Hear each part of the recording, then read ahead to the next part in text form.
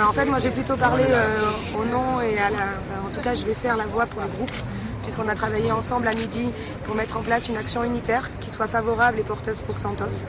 Donc aujourd'hui en fait, ce soir, déjà nous, notre geste c'était effectivement de marquer que Santos était présent, qu'il sera présent avec nous à un moment donné ou à un autre et qu'on arrêtera pas le combat. Mais c'était surtout mardi qui nous intéressait. Et aujourd'hui l'ensemble des groupes a marqué sa solidarité avec Santos comme ils l'ont fait depuis le début, à nos côtés. Et il a effectivement été décidé qu'on allait demander aux gens et qu'on allait effectivement inviter les personnes qui se sentent concernées par Santos à ne rentrer dans le stade qu'après le coup d'envoi mardi. Effectivement, dès qu'ils auront passé le tourniquet, des personnes vont les solliciter, vont leur demander de rester à ce moment-là dans cet endroit. On va leur donner également un t-shirt, Liberté pour Santos. Il y aura 40 000 t-shirts, en tout cas on espère, de fait pour mardi, de manière à ce que les gens les portent dans le stade. Et c'est vrai qu'effectivement, on voudrait que les gens rentrent le plus tard possible dans le stade. Pour vraiment ce qui est des Ultra Marseille, les Ultra Marseille ne seront pas dans le stade mardi.